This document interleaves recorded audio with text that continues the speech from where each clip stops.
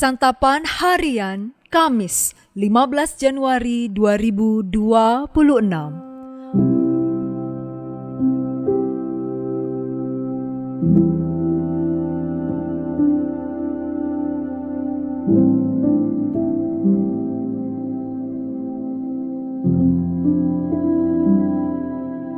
Inilah program Santapan Harian, sebuah program yang mengajak Anda menelusuri isi Alkitab, agar Anda menemukan makna firman Tuhan sesuai dengan konteksnya.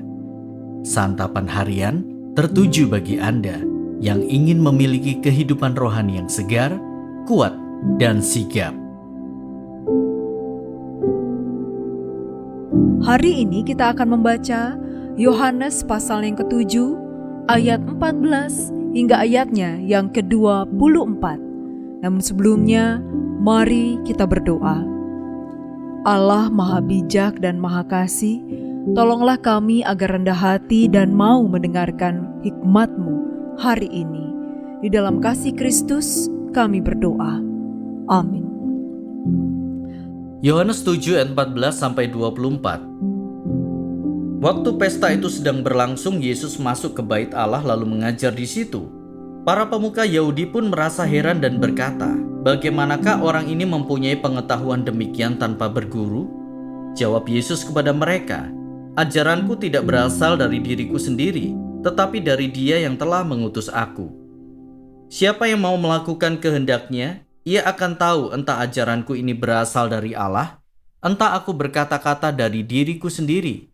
Siapa yang berkata-kata dari dirinya sendiri, ia mencari hormat bagi dirinya sendiri. Tetapi siapa yang mencari hormat bagi Dia yang mengutusnya, ia benar dan tidak ada ketidakbenaran padanya. Bukankah Musa yang telah memberikan hukum Taurat kepadamu? Namun tidak seorang pun di antara kamu yang melakukan hukum Taurat itu. Mengapa kamu berusaha membunuh aku?" Orang banyak itu menjawab, "Engkau kerasukan setan. Siapa yang berusaha membunuh engkau?" Jawab Yesus kepada mereka, "Hanya satu perbuatan yang kulakukan dan kamu semua telah heran. Musa menetapkan supaya kamu bersunat. Sebenarnya sunat itu tidak berasal dari Musa, tetapi dari nenek moyang kita. Karena itu kamu menyunat orang bahkan pada hari Sabat. Jikalau seseorang menerima sunat pada hari Sabat supaya hukum Musa jangan dilanggar, mengapa kamu marah kepadaku karena aku menyembuhkan seluruh tubuh seseorang pada hari Sabat? Janganlah menghakimi menurut apa yang tampak, tetapi hakimilah dengan adil."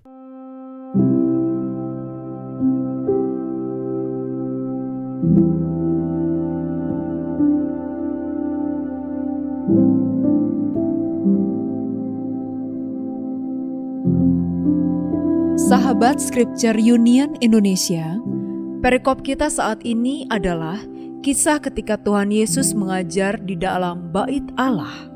Yesus mengajar dengan penuh kuasa dan hikmat sehingga orang-orang Yahudi menjadi heran karena yang mereka tahu Dia itu bukanlah orang yang berpendidikan seperti mereka.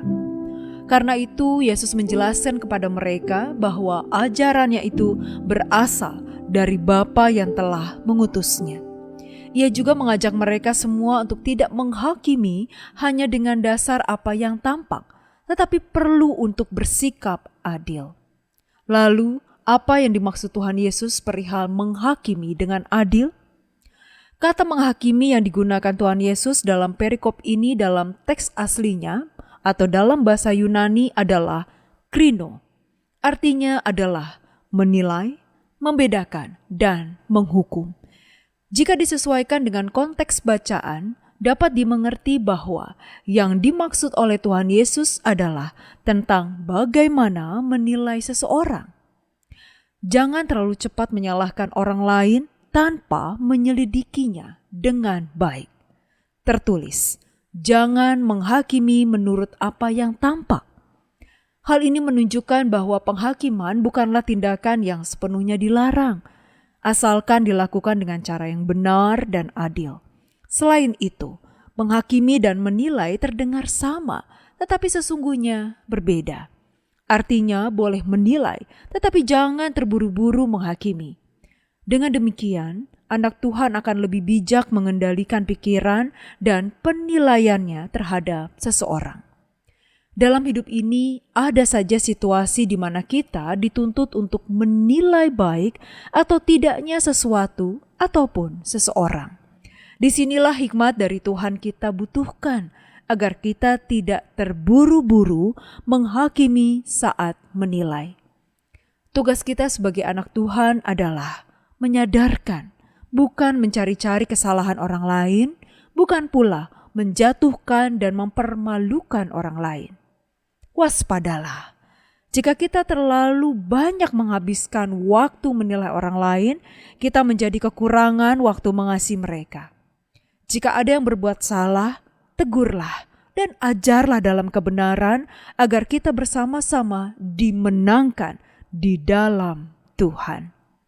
Mari kita berdoa. Allah yang penuh hikmat, bantu kami untuk tidak terburu-buru menghakimi orang lain.